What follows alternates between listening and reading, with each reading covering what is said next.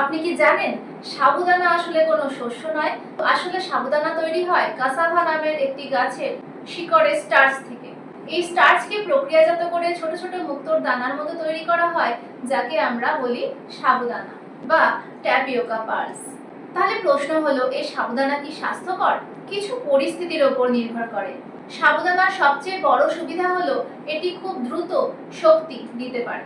এতে থাকে মূলত কার্বোহাইড্রেট, তাই অসুস্থতার পরে দুর্বলতা কাটাতে বা দীর্ঘক্ষণ উপবাসের সময় শরীরে এনার্জি যোগাতে সাবুদানা ব্যবহার করা হয়। এছাড়া আরেকটা সুবিধা হলো এটা গ্লুটেন ফ্রি, তাই যাদের গ্লুটেন সংক্রান্ত সমস্যা আছে তারা সাবুদানা খেতে পারেন। কিন্তু এখানেই আছে একটা গুরুত্বপূর্ণ বিষয়, সাবুদানায় কিন্তু প্রোটিন, ফাইবার, ভিটামিন ও মিনারেল খুবই কম।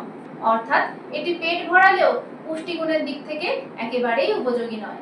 তাই খুব বেশি পরিমাণে যদি সাবুদানা খাওয়া হয়, সেটা কিন্তু আপনার শরীরের পুষ্টি সংক্রান্ত সমস্যা তৈরি করবে। তাহলে কখন সাবুদানা খেতে পারেন? যখন আপনি অনেকক্ষণ উপবাস করবেন ঠিক করেছেন, অসুস্থতার পরে দুর্বল অনুভব করছেন, আপনার খুব দ্রুত শরীরে শক্তির যোগান দরকার, অথবা যখন আপনি গ্লুটেন ফ্রি খাবার খুঁজছেন। কারা সাবুদানা খুব সাবধানে বুঝে শুনে খাবেন? ডায়াবেটিস রোগীরা, কারণ এতে কার্বোহাইড্রেটের পরিমাণ অনেক। এছাড়াও খাবেন না তারা যারা ওজন কমানোর চেষ্টা করছেন, আর খাবেন না যাদের রক্তে দ্রুত শর্করার পরিমাণ বেড়ে যায়, কারণ সাবুদানা খুব দ্রুত হজম হয়ে যায় এবং রক্তে শর্করার পরিমাণ বাড়িয়ে দেয়। সাবুদানা খাওয়ার বেস্ট টেকনিক বলবো, সাবুদানার সাথে যোগ করুন চীনাবাদাম, দই, দুধ, ডাল বা সবজি।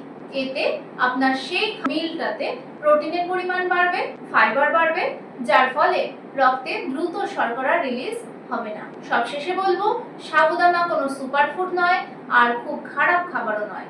এর পজিটিভ দিকগুলো এবং নেগেটিভ দিকগুলো মাথায় রেখে আপনি ঠিক করবেন আপনি কখন সাবুদানা খাবেন এবং কিভাবে খাবেন। পরিমিত পরিমাণে, সঠিক সময়ে এবং সঠিক খাবারের মেলবন্ধনে খেলে সাবুদানা সত্যিই উপকারী। খাবার দাবার সংক্রান্ত অনেক প্রকৃত সত্য জানতে সঙ্গে থাকুন। এই ভিডিওটা ভালো লাগলে লাইক করে দেবেন।